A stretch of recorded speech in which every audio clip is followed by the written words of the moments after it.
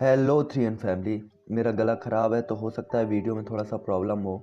जुकाम हो गया मुझे, बट वीडियोस तो बनाने ही बनाने हैं। तो वेरी वेरी गुड मॉर्निंग। मुझे नहीं पता ये नून में अपलोड हो पाएगा या मॉर्निंग पे, पर जब भी अपलोड हो आप लोग विश कर सकते हो। तो चलिए, आप लाइक शेयर और सब्सक्राइब कर दीजिए। मैं वीडियो का एक्सप्लेन करता हूँ। हमें ल्यू मैंसन का मेन हॉल दिखाया जाता है, जहाँ पे ल्यू हुआ वाई चीफ की सीट पे बैठा था, जबकि एल्डर लिू सिंह चैन उन्हीं के बगल में बैठे हुए थे और काफ़ी सारे फैमिली के मेंबर्स और क्लेन मेंबर्स नीचे बैठे हुए थे। लिू हुआ भाई अपने नीचे एल्डर्स को देखता है, जो कि काफ़ी ज़्यादा गुस्से से होते हैं।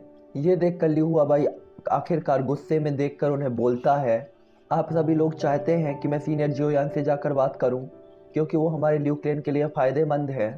आप सीनियर जियोयान को क्या समझते हैं? आप लोग तो सच में काफ़ी ज़्यादा बोल्ड हो गए हैं।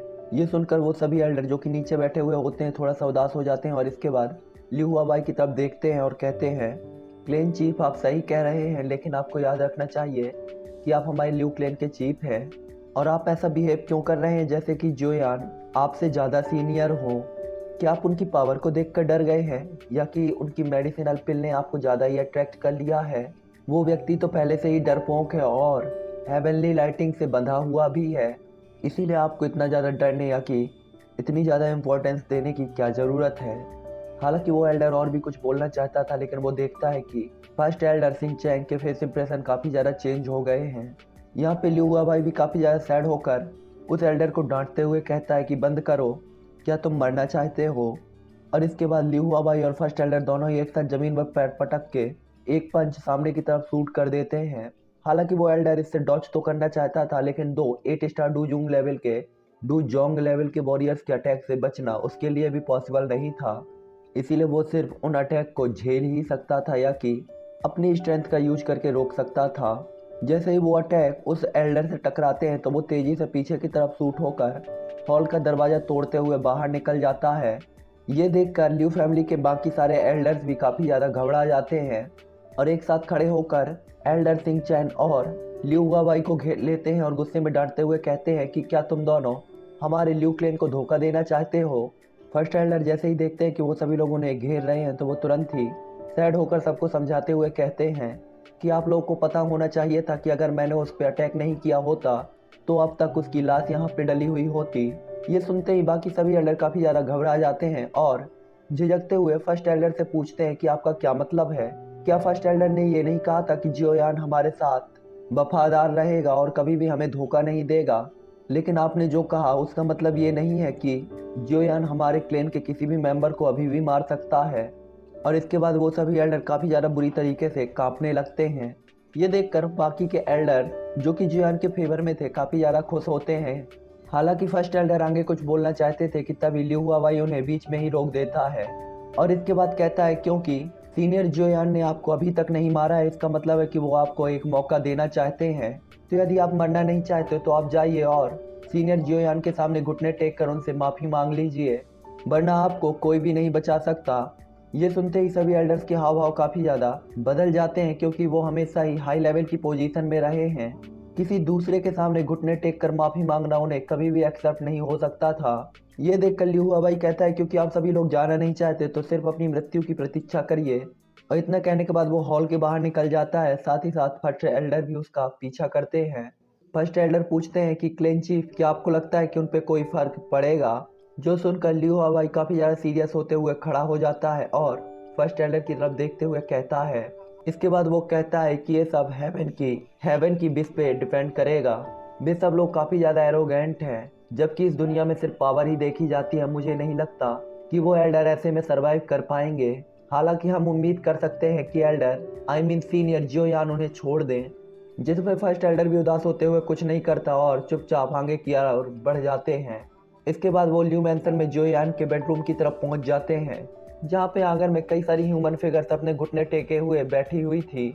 वे ल्यू क्लेन के ही डिसाइबल थे, जिन्होंने इस बारे में सुन रखा था।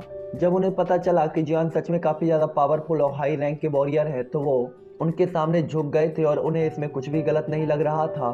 काफ़ी देर तक इंतजार करने के बाद उन्हें एक आवाज़ सुनाई देती है कि ल्यू क्लेन्स के डिसाइबल, आप सभी लोगों को सजा के रूप में 10 दिन तक इस मैंसन से बाहर निकलने की इजाज़त नहीं है।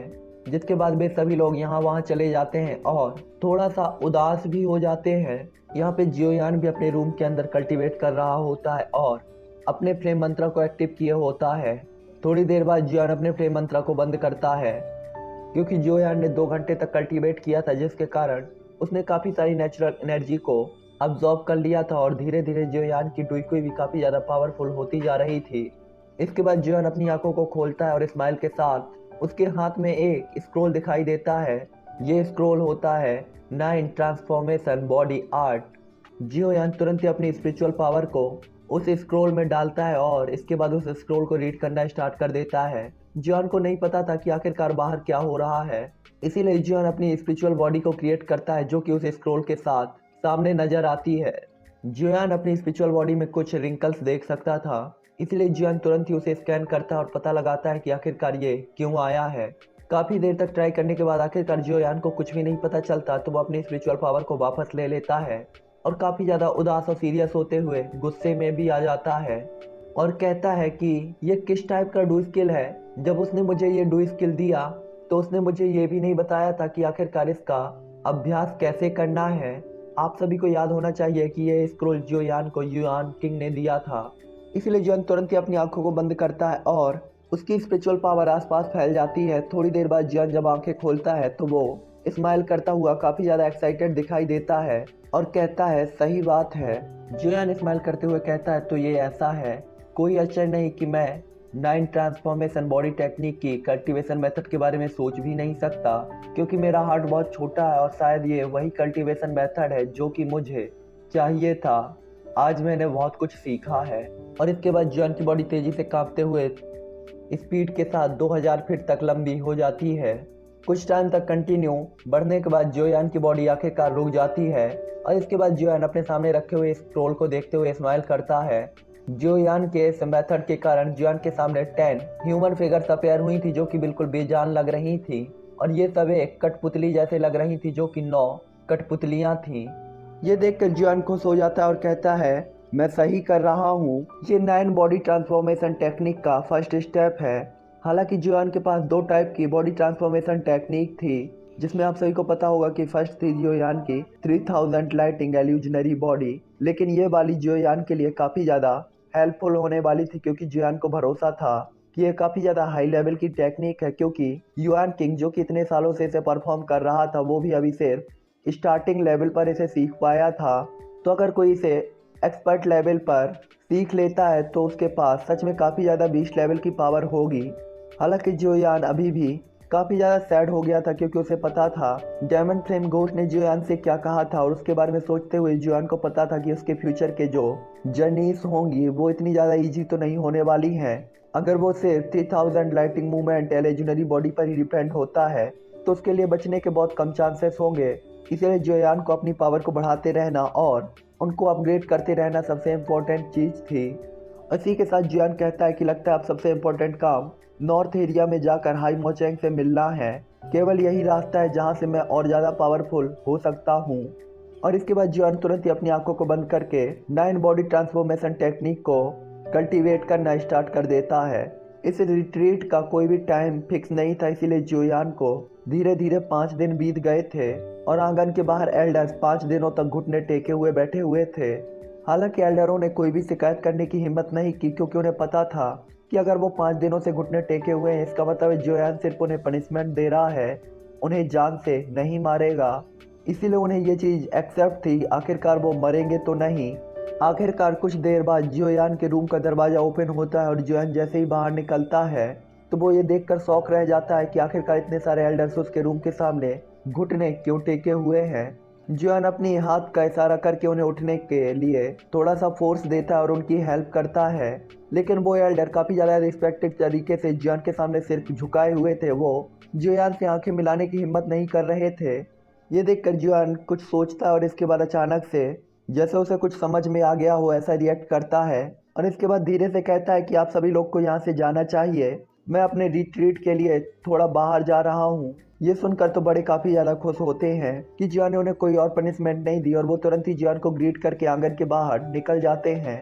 हालांकि कुछ वॉरियर्स जो कि काफ़ी ज़्यादा वीक थे और काफ़ी लॉन्ग टाइम मतलब 5 दिनों से घुटने टेके हुए थे, वो उठकर चलने फिरने की हिम्मत नहीं कर पा रहे थे क्योंकि उन्होंने अपनी डुईकुई का यूज भी नहीं किया था।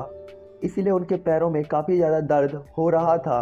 ये देखकर जियोन तुरंत ही अपना हाथ फहराता है जिससे लाइट की कुछ किरणें निकलती हैं और जाकर उन सभी शिष्यों से टच हो जाती हैं जो कि पीछे हटने की कोशिश कर रहे थे। वो डिसाइबल जैसे ही अपना हाथ खोलते हैं तो उसमें जेट की बोतल्स होती हैं।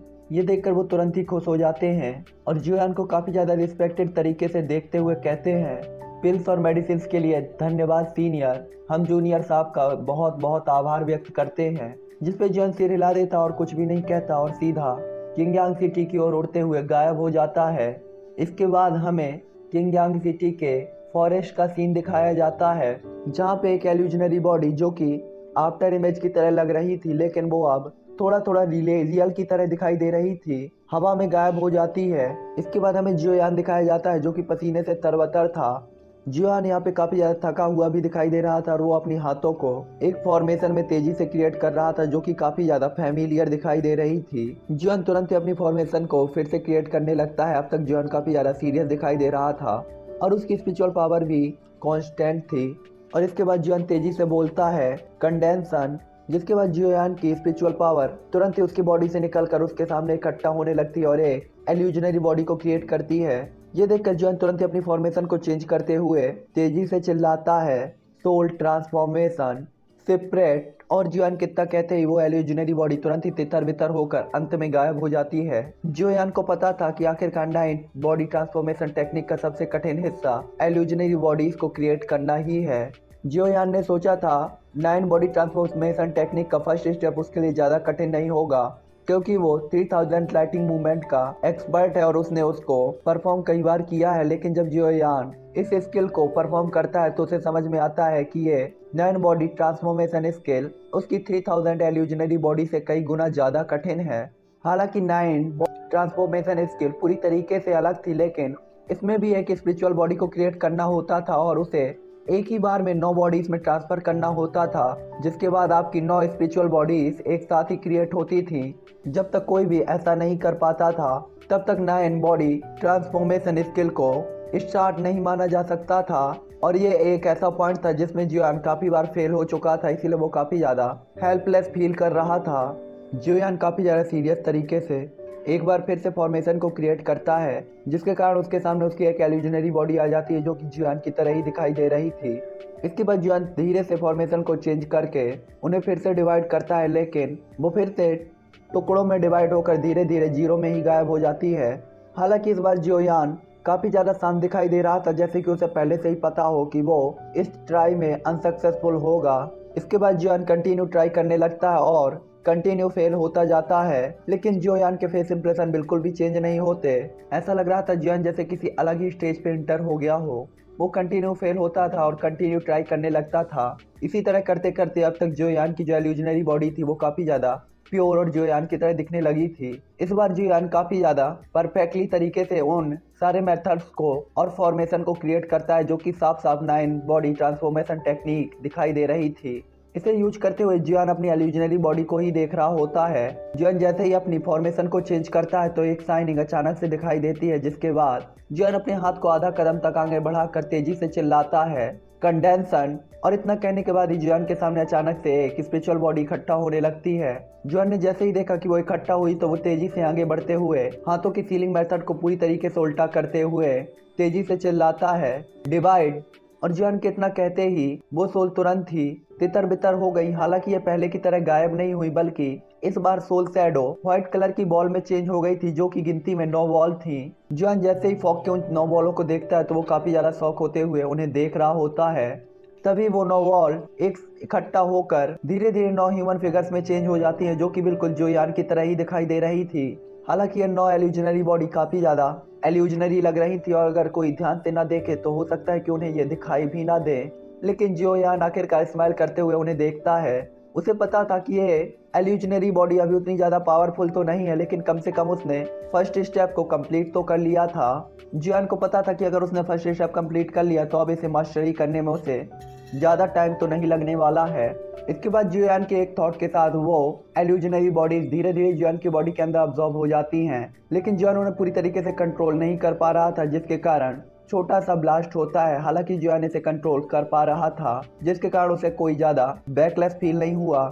तभी अचानक एक वॉइस आती है जो कि प्यारी सी होती है और वो होती है, अरे बच्चे बुरा नहीं है, तुम सच में ईथर रियलम में एंटर होने में कैपेबल हो, बेटा तेरी किस्मत खराब नहीं है। ये सुनते ही जियान के हाव भाव काफी ज्यादा चेंज होते हैं और उसका चेहरा जो कि उदास था तुरंत एक्साइटमेंट होकर कहता है, एल्डर गु आपने इतनी देर से मुझसे बात नहीं की, मुझे लगा आप तो गहरी नींद में सो गए, लेकिन अब जब आपने अचानक से बोला तो मैं वास्तव में डर गया था। हालांकि मैं ईथर रियलम में एंटर होने में कैपेबल हो गया हूँ, लेकिन जैसे ही मैं उससे बाहर आया तो मैं तो आपकी वॉइस को सुनकर बस डर ही गया था।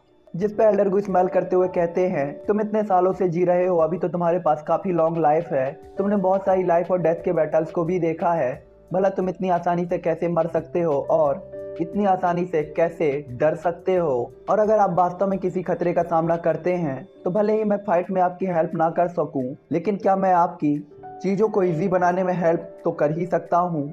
ये सुनते ही जियान स्माइल करते हुए अपना सिर हिला देता है। जियान कहता है कि क्या मैं खतरों के बारे में पता लगाने में भी आपकी हेल्प नहीं कर सकता, मदद नहीं ले सकता। जिस पे एल्डर गु कहते हैं कि हाँ आप बेशक कर सकते हैं, क्योंकि जब कोई सक्सेसर चूज किया जाता है तो उसके पास स्पिरिट ऑफ स्ट्रेंज फायर से मदद मांगने के लिए 5 चांसेस होते हैं, लेकिन आप उनका यूज पहले ही कर चुके हैं।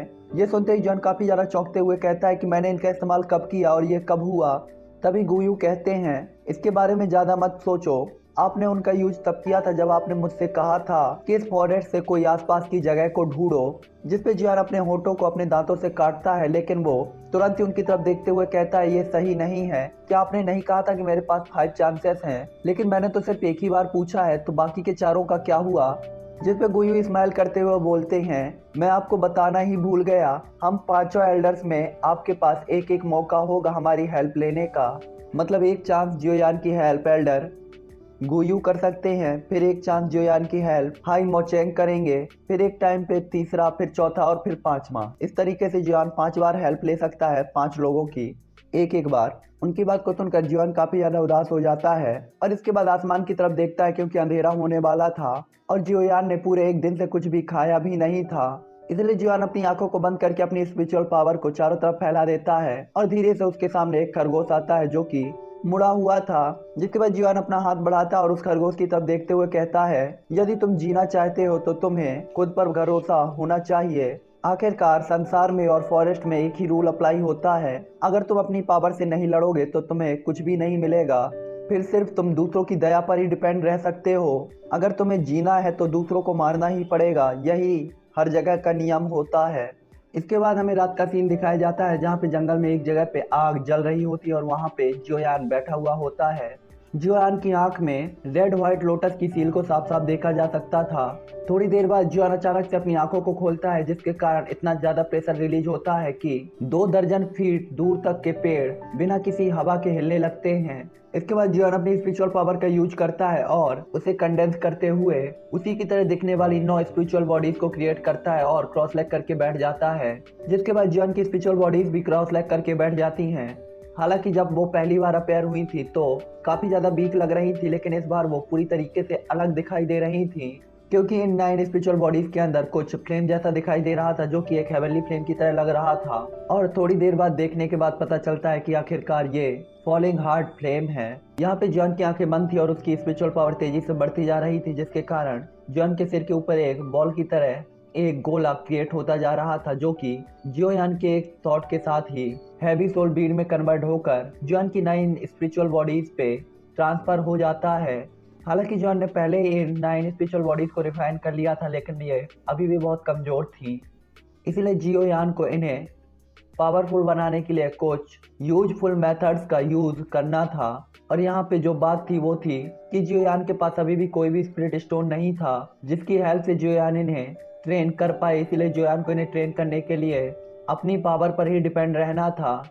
जियोयान को पता था कि अगर वो इन्हें रिफाइन और ट्रेन करने में कैपेबल नहीं हुआ तो सिर्फ ये एक कठपुतली से ज़्यादा कुछ नहीं होंगी, इसलिए जियोयान अपनी स्पिरिचुअल बॉडीज को सबसे ज़्यादा पावरफुल बनाने के लिए हर एक मेथड का यूज करने को रेडी था।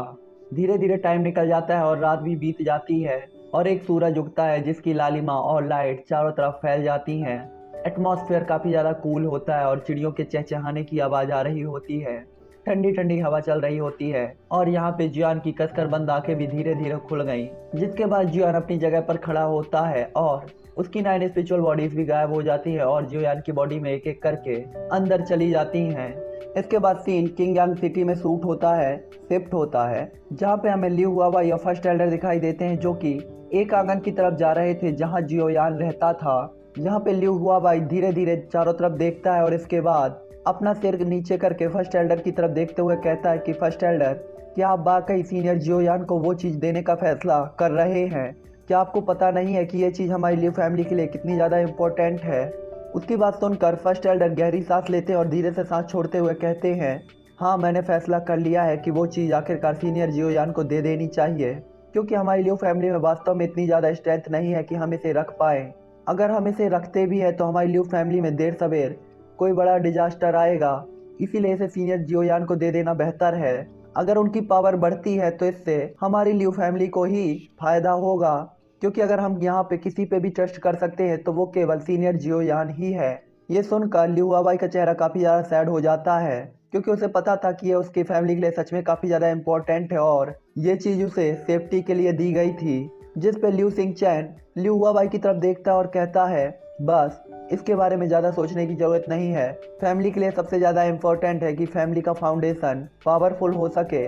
मेरे लिए मेरी लियू फैमिली प्रेजेंट टाइम में सबसे ज़्यादा इम्पोर्टेंट है। क्या आपके पास इतनी कैपेबिलिटी है कि आप इसे फ्यूचर में आगे ले जा सकते हैं और पावरफुल बना सकते हैं? साथ ही साथ क्या आप उस चीज़ की रक्षा कर पाएंगे?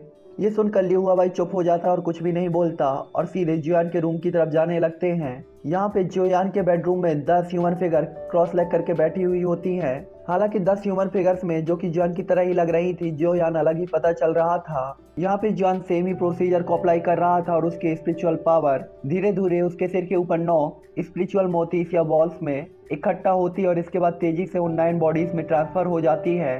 वो बॉल्स जैसे ही स्पिरिचुअल बॉडी से टच होते हैं तो तुरंत ही उसके अंदर अब्जॉर्ब हो जाते हैं। जियोयान देख सकता था कि जैसे ही वो बॉल्स उसके अंदर अब्जॉर्ब हुई तो स्पिरिचुअल बॉडी से एक अलग एक प्रकार का प्रकाश निकल रहा था। ये देखकर जियोयान काफी ज्यादा अजीब सा फील करता है, लेकिन वो कुछ भी नहीं करता।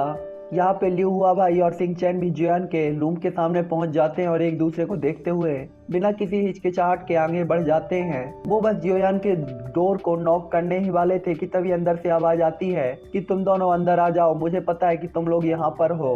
ये देखकर लियू हुआबाई और लियू सिंगचैन स्माइल करते हैं और एक दूसरे को देखकर सीधा रूम के अंदर एंटर हो जाते हैं।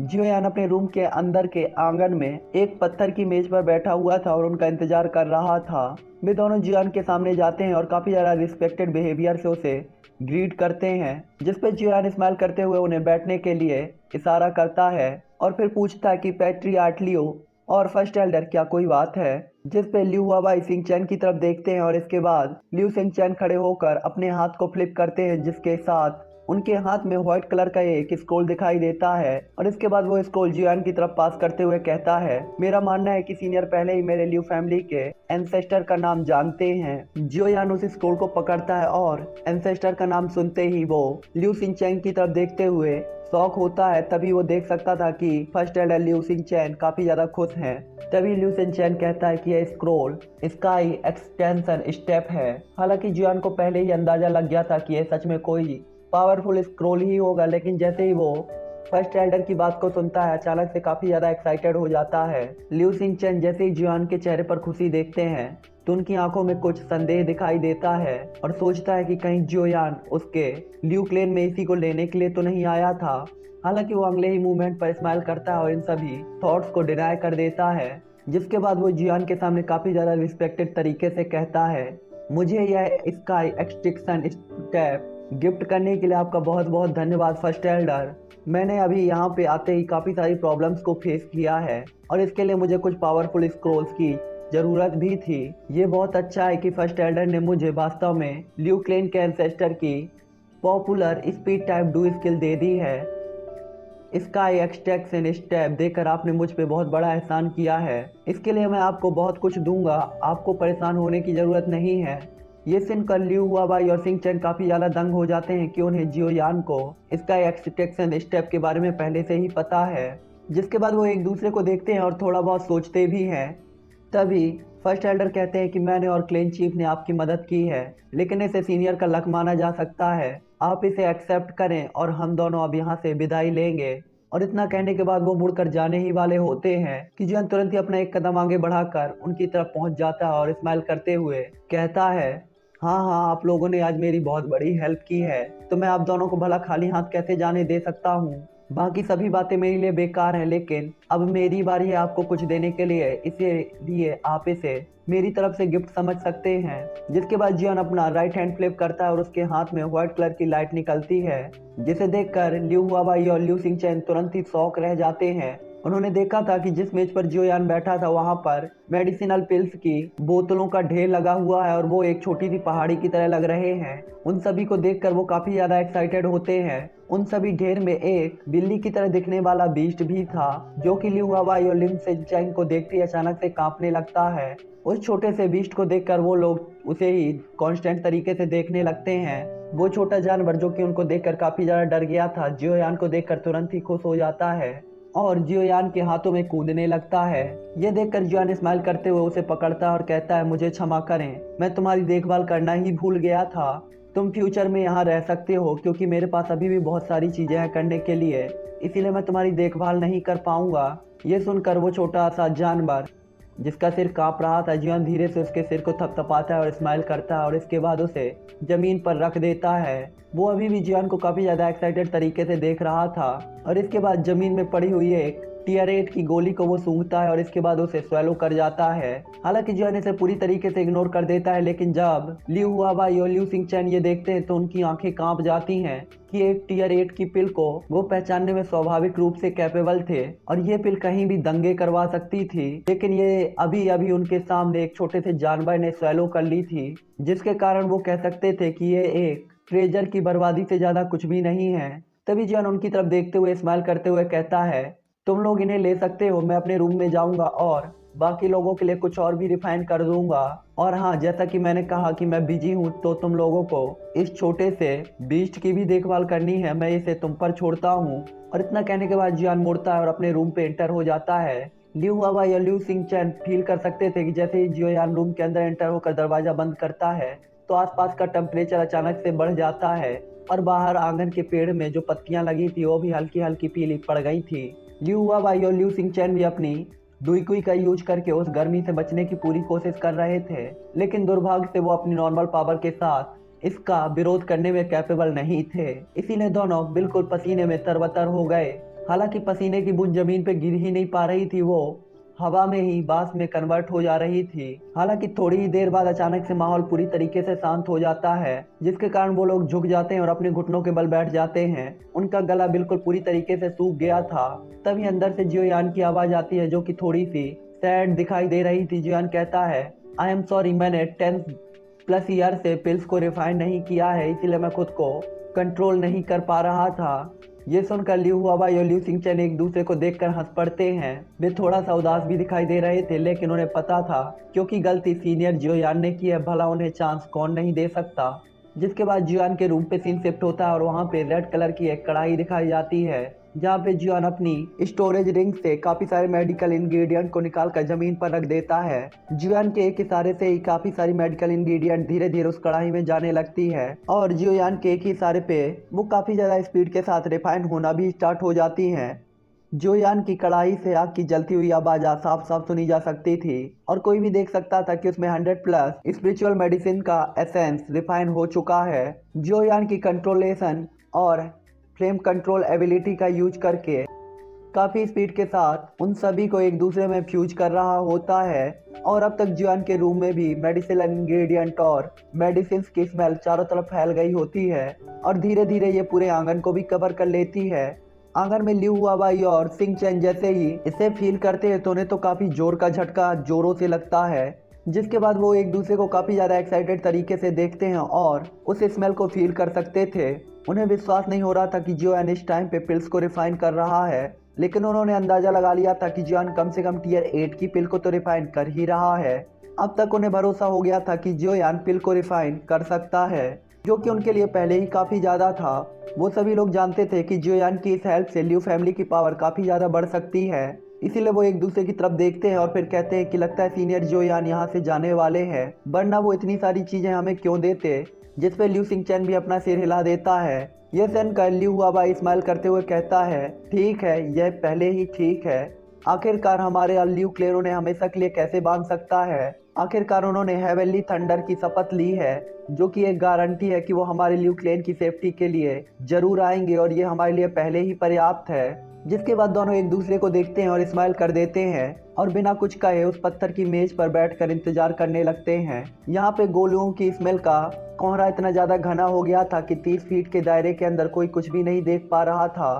टाइम तेजी से निकलता जा रहा था और कमरे में जियान को गए हुए आखिरकार 4 घंटे तेजी से बीत गए। यहाँ पे जियान अपने रूम पे बैठे हुए यही सोच रहा था कि आखिरकार पिल लाइटिंग क्यों नहीं आई है। ये देखकर जियान सोच में पड़ जाता और कहता है, लगता है इस कॉन्टिनेंट में पिल लाइटिंग को अट्रैक्ट नहीं करती हैं। सच में यहाँ पे भी काफी ज्यादा डिफरेंस है। इसके बाद जियान अपने हाथ को फ्लिप करता है, उन सभी मेडिसिनल पिल को अपने अंदर रख लेता है जिसे उसने अभी अभी रिफाइन किया था। जियान के हाथ के फ्लिप के साथ ही आंगन में फैली हुई वो स्मेल भी धीरे धीरे उन्हीं बोतल के अंदर इकट्ठा होने लगती है और इसके बाद वो फॉग एक साथ इकट्ठा होकर एक ड्रैगन में चेंज हो जाती है, जो कि उसी रूम के ऊपर उड़ने लगता है। तभी जियान कहता है, सॉरी, ल्यू सेंग कहता है, ये एक ड्रैगन पिल ट्रांसफॉर्मिंग है। ये देखकर ल्यू सिंग चैन को काफी बड़ा सदमा लगा था, क्योंकि उसे पता था पिल ट्रांसफॉर्मिंग एक इन अ ड्रैगन ये कुछ ऐसा था जो कि तभी होता था जब पिल की क्वालिटी काफी ज्यादा हाई लेवल की हो, जिसके कारण एक ड्रैगन दिखाई देता था जिसकी बॉडी बिल्कुल प्योर और उसके ऊपर ऑरा भी होता था। ये संभावना थी कि जियान ने जिन पिल्स को रिफाइन किया वो काफी ज्यादा हाई लेवल की होने वाली थी। ये देखकर उन्हें काफी बड़ा झटका भी लगता है और साथ ही साथ वो काफी ज्यादा एक्साइटेड भी होते हैं। आखिरकार कुछ देर बाद लकड़ी का दरवाजा खुलता है और उससे जियोयान बाहर निकलता है। ये देख कर ल्यू हुआबाई और ल्यू सिंग चैन तुरंत ही उन्हें झुककर प्रणाम करते हैं, जिसपे जियोन अपना हाथ हिला देता है और उसके बाद वो पत्थर की मेज पर बैठ जाता है और अपने हाथ के एक फ्लिप के साथ पिल का एक बहुत बड़ा ढेर उनके सामने जमा हो जाता है, जो देखकर तो उनके होश ही उड़ गए होते हैं। जियोन उन दोनों को देखता है और स्माइल करते हुए बोलता है, यहाँ कुल 13,400 पिल हैं, जिसमें से 6,300 पिल रैंक 7 की हैं, 400 पिल टियर 6 की हैं और बाकी पिल 8 की हैं। और इसके बाद जॉन अपनी स्टोरेज रिंग को उतार कर ल्यू हुआबाई की तरफ देते हुए कहता है, ये सभी टियर 8 की पिल हैं। जियोयान अपनी स्टोरेज रिंग को देते हुए कहता है कि इसमें टियर 8 की पिल्स हैं, जो कि इस छोटे से मैजिकल बीस्ट के लिए हैं, और याद रखें कि इससे ये पिल छीनने की हिम्मत कोई भी नहीं करेगा। ये पिल सिर्फ इसकी हैं और अगर आप ऐसा करते हैं तो आपको गंभीर परिणाम भुगतने पड़ेंगे। ये सुनकर ल्यू हुआबाई और ल्यू सिंग चैन काफी ज्यादा चौंक जाते हैं, लेकिन आखिरकार ये बात सीनियर की थी, इसीलिए उन्हें इसे मानना ही पड़ेगा। तभी जियोन कहता है, ठीक है, तुम लोगों को अभी जाना चाहिए और ये पिल आपको उठाकर ले जानी चाहिए। मैं इस छोटे से मैजिकल बीस्ट और ये स्टोरेज रिंग जाने से पहले तुम्हें दे जाऊंगा। इसका कहने के बाद जियोन तुरंत ही अपने रूम में वापस लौट जाता है। हालांकि तभी ल्यू सिंग चैन जियोन की तरफ देखते हुए झिझकते हुए कहता है कि रुकिए सीनियर, मुझे लगता है कि आपको कुछ और चीजें को जानने की जरूरत है, वरना मुझे डर है कि आप अगर इस तरीके से बाहर जाएंगे तो मेरा ल्यू क्लेन आपको कुछ नुकसान पहुंचाएगा, और अगर ऐसा होगा तो मेरा ल्यू क्लेन पक्षपाती नहीं बन जाएगा। ये सुनकर जियोन तुरंत ही उनकी तरफ मुड़ता है और देखते हुए स्माइल करता है, क्योंकि उन्होंने फील कर लिया था कि ल्यू सिंग चैन जियोन से ईमानदारी से चीजें कह रहा है। जिसके बाद जियोन कहता है, ऐसा लगता है कि इसका एब्सोल्यूट स्टेप में अभी भी थोड़ा सा रहस्य है, फिर भी ये काफी ज्यादा इंटरेस्टिंग होने वाला है, चलिए बताइए। और इतना कहने के बाद जियोन वापस से अपनी पत्थर की बेंच में जाकर बैठ जाता है और ल्यू हुआबाई और ल्यू सिंग चैन को बैठने का इशारा करता है। जियोयान के तरीके को देखकर ल्यू सिंग चैन थोड़ा सा सिक्योर फील करते हुए अपना मुंह खोलता है और इसके बाद पूरी दोपहर तक ल्यू सिंग चैन और ल्यू हुआबाई जियोयान को इसका एब्सोल्यूट स्टेप के बारे में बताते हैं और इसके बाद वो वहां से विदा लेते हैं। बेशक जियोयान के लिए ये एक मिस्टीरियस स्किल हो सकती है, लेकिन वेस्ट रीजन में सभी लोग इसका इंतजार ही कर रहे हैं कि ये कब सामने आएगी। जियोयान को पता चला था कि इसका एब्सोल्यूट स्टेप वेस्ट रीजन के सबसे पावरफुल वॉरियर तियांगजू सांगरेंग के 3 पॉपुलर डू स्किल में से एक था और उसके पास सर्वोच्च या कि एक्सट्रीम लेवल की पावर थी। तियांगजू सांगरेंग कभी वेस्ट रीजन में काफी ज्यादा पॉपुलर हुआ करते थे। उन्होंने 5000 साल पहले अपनी कल्टीवेशन स्टार्ट की थी और डूडी में पहुंचने के लिए उन्हें 1000 साल का टाइम लगा था। लेकिन उसके बाद अगले 100 सालों में उन्होंने कंटिन्यू ब्रेक थ्रू कर करके ओरिजिन ट्रांसफॉर्मेशन स्टेज को ब्रेक कर लिया था। हालांकि इसके बाद वो बिना किसी निशान के गायब हो गए थे और उनकी बिल्कुल भी खबर नहीं पता चली। केवल उनके पीछे जो कुछ भी बचा था वो 3 मिस्टीरियस डू स्किल ही थे। हालांकि ये तीनों do skills man rank do skill थे। हालांकि ये मैन रैंक डू स्किल में से सभी पीक लेवल के मैन रैंक डू स्किल थे, जिनमें से फर्स्ट था स्काई एक्सेल्यूट पाम, स्काई एक्सेल्यूट फिंगर और थर्ड स्काई एक्सेल्यूट स्टेप। ये सेम उसी तरीके से जैसे जियान के डुकी कॉन्टिनेंट में yellow spring palm, yellow spring finger और येलो स्प्रिंग डिवाइन एंगर थे। हालांकि हो सकता है इस कॉन्टिनेंट में ये तीनों अलग तरीके से इंट्रोड्यूस किए जा रहे हो। इसमें जो स्काई एक्सल्यूट पाम थी उसमें एक पाम को क्रिएट किया जाता था जो कि अर्थ और हेवन की एनर्जी को समन करने में कैपेबल होती थी और ये इन तीनों डू स्किल में सबसे ज्यादा पावरफुल डू स्किल बताई गई थी। इसके बाद एक स्काई एक्सल्यूट फिंगर थी। स्काई एक्सल्यूट फिंगर अपनी क्रूएलिटी के लिए जानी जाती थी क्योंकि ऐसा कहा जाता था कि यह फिंगर अपने एक ही अटैक में 10,000 प्लस सोल्स को डिस्ट्रॉय कर सकती थी। इसके बाद लास्ट में आता था स्काई एक्सल्यूट स्टेप। हालांकि ये भी एक मैन रैंक डू स्किल था, लेकिन इसकी पावर के बारे में किसी को भी पता नहीं था। यहाँ तक कि तियानजू भी इसकी ओरिजिनल पावर का अंदाजा नहीं लगा पाया था। The sky absolute step step by step heaven और अर्थ के बीच के किसी एक रियलम में चलने जैसा था जो कि नथिंग में चलने के बराबर ही था। तियानजू के ये 3 डू स्किल्स वेस्टर्न रीजन में सबसे ज्यादा पॉपुलर ट्रेजर में से एक थे। तियानजू ने जिस हवेली को पीछे छोड़ दिया था उसे खोलने का यही तरीका था कि इन तीनों ही स्काई एक्सल्यूट स्किल को एक साथ लाया जाए और तियानजू के मकबरे को ओपन किया जाए। ये सेम दूसरी प्राचीन एशियन गॉड की तरह ही था, जैसे कि उनके हेवनली मैंसन को खोलने के लिए 8 जेड की पीसेस की जरूरत थी, यहाँ पे 3 स्काई एक्सल्यूट स्किल्स की जरूरत थी। तो इसी के साथ हम ये एपिसोड भी यहीं पर एंड करते हैं। नेक्स्ट एपिसोड पे हम देखेंगे कि आखिरकार अब जियो यान कहाँ जाने की तैयारी कर रहा है। ऑब्वियसली वो हाई मोचेंग के पास ही जाएगा अपने फ्लेम मंत्रा का नेक्स्ट स्टेप लेने के लिए। खैर इसे हम छोड़ते हैं दोपहर के वीडियो पे और मैं मिलूँगा आपसे नेक्स्ट वीडियो पे। तो लाइक शेयर सब्सक्राइब कर दो आप।